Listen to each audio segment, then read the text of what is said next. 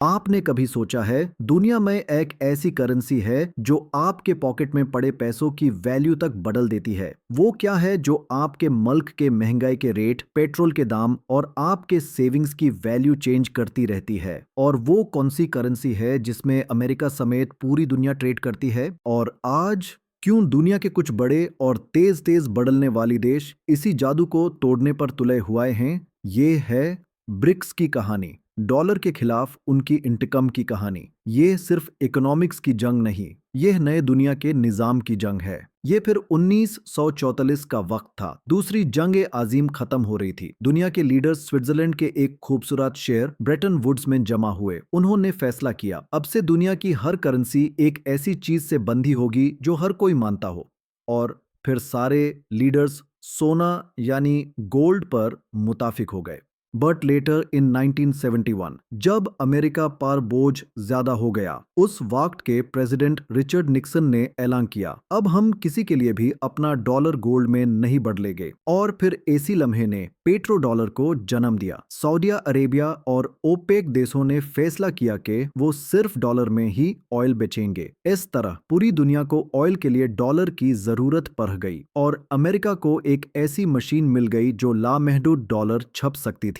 फिर वक्त गुजरता गया और 2001 आया। गोल्डमैन सैक्स नाम की एक बैंकिंग कंपनी के एक एनालिस्ट जिम ओनील ने एक रिपोर्ट लिखी। उस रिपोर्ट में एक नया लफ्ज दिया गया था, ब्रिक, यानी ब्राजील, रसिया, इंडिया, चाइना। उन्होंने कहा ये चार देश आने वाली 50 सालों में दुनिया की इकोनॉमी को हिला देंगे। 2010 में इस ग्रुप में साउथ अफ्रीका भी शामिल हो गया और ब्रिक्स बन गया। शुरू में ये सिर्फ एक इन्वेस्टमेंट आइडिया था, लेकिन इन देशों ने इसे अपना मैनिफेस्टो बना लिया। उन्होंने महसूस किया कि अगर वो एक साथ हैं तो वो एक ऐसी दुनिया बना सकते हैं जहां डॉलर का जादू टूट सकता है। अब आते हैं एन कंट्रीज के ताकत पर। सबसे पहले चाइना, ये दुनिया की फैक्ट्री है। अब तकरीबन हर चीज वहां बनती है। उसकी इकोनॉमी अब अमेरिका से टक्कर लेती है। इंडिया, दुनिया का सबसे बड़ा यूथ पॉपुलेशन, टेक्नोलॉजी और सर्विसेज का पावर हाउस। रशिया, एनर्जी और नेचुरल रिसोर्सेज का खजाना, दुनिया को गैस और ऑयल देती है। ब्राजील, एग्रीकल्चर और मिनरल्स का बादशाह, दुनिया का पेंट्री। और फिर साउथ अफ्रीका,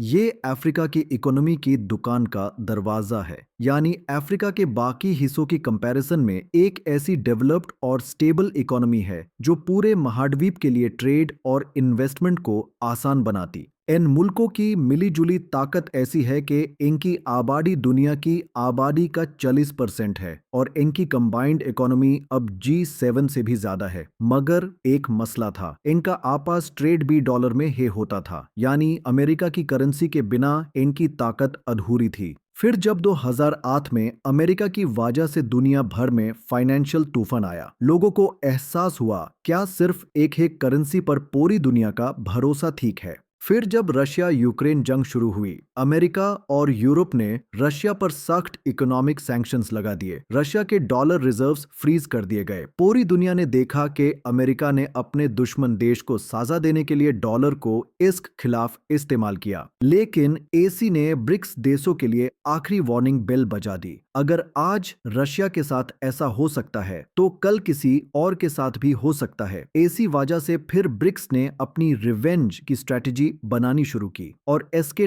3 स्टेप्स हैं। पहला step, local currencies, main trade. BRICS देशों ने आपस में फैसला किया, क्यों ना हम आपस में जो ट्रेड करते हैं उनसे डॉलर निकाल दे। हम अपनी अपनी करेंसीज इस्तेमाल करेंगे। रशिया ने इंडिया को ऑयल बेचा रुपए और रूबले में। चाइना ने ब्राजील को सामान बेचा युआन और रियल में। ये डॉलर के खिलाफ एक आहिस्ता और मजेदार जंग है। दूसरा स्टेप, नया डेवलपमेंट बैंक यानी ब्रिक्स बैंक। ब्रिक्स ने 2014 में अपना खुद का बैंक बना लिया, द न्यू डेवलपमेंट बैंक। इसका मकसद एकता यानी वर्ल्ड बैंक और IMF पर मुनहसर न रहना। ये बैंक ब्रिक्स और दूसरे डेवलपिंग देशों को डॉलर के बिना अपनी करेंसीज में लोन देता है। ये एक ऐसी फाइनेंशियल फाउंडेशन है जो पूरी तरह से इनकी अपनी है। तीसरा स्टेप, डी डॉलराइजेशन का ऐलान। अब ब्रिक्स खुले आम डी डॉलराइजेशन की बात करते हैं। वो कहते हैं कि दुनिया को एक ऐसा सिस्टम चाहिए जहां एक करेंसी की हुकूमत ना हो। वो गोल्ड और डिजिटल करेंसीज जैसे ऑप्शंस एक्सप्लोर कर रहे हैं। चाइना अपने युआन को ग्लोबल करेंसी बनाना चाहता है। और सबसे अहम बात, ब्रिक्स अब एक्सपेंड हो रहा है। अब 2025 में 5 नए देश इस ग्रुप में शामिल हो रहे हैं। Egypt, Ethiopia, Iran, Saudi Arabia और यूनाइटेड अरब एमिरेट्स।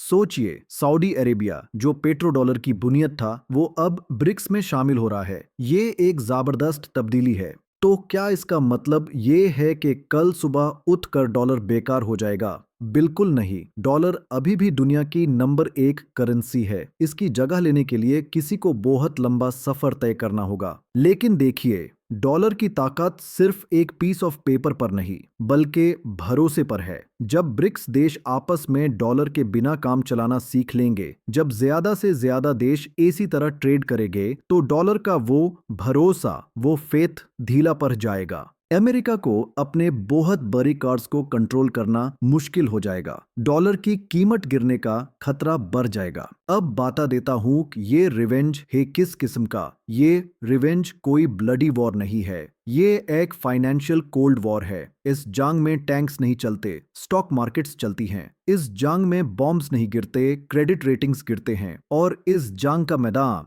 आपका बैंक अकाउंट है, आपके इन्वेस्टमेंट्स हैं और आपके मुल्क की फ्यूचर इकोनॉमी है। लेकिन अंजाम क्या होगा, कोई नहीं जानता।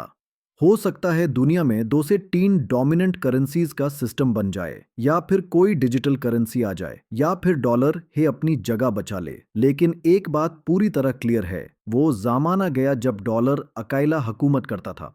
आज उसकी हुकूमत को चैलेंज किया जा रहा है। और ये चैलेंज देने वाली ब्रिक्स है तो हैं। ये वो कहानी है जिसे आज तक आपने खबरों में, फिगर्स में और इकोनॉमिक पॉलिसीज में बरबर देखा है। ब्रिक्स का डॉलर के खिलाफ जंग सिर्फ एक कैची टाइटल नहीं है, ये एक हकीकत है जो आपके सामने बनती जा रही है। ये एक ऐसी तहरीक है जो कह रही है, दुनिया अब 2 या 3 देशों के इख्तियार में नहीं रह सकती। ये एक ऐसी टेबल है जहां हर किसी को बैठने का हक है। आने वाली वक्त में जब आप पेट्रोल का बिल पे करेंगे, या ऑनलाइन कोई चीज खरीदेंगे, या अपने बच्चों के लिए फ्यूचर की सोचेंगे, तो याद रखना, आप जो भी फैसला करेंगे वो इसी ग्लोबल फाइनेंशियल जंग के छोटे या बड़े असरात में से एक होगा। यह जंग अभी खत्म नहीं हुई, हकीकत में यह अभी शुरू हुई है। और इसकी आखिरी जीत या हार आने वाली दौर की तकदीर तय करेगी। माइंड कारोबारनामा के प्लेटफॉर्म से फिलहाल आपसे इजाजत लेता हूं। अपना ख्याल रखिए और सोचते रहिए, क्योंकि दुनिया बदल रही है।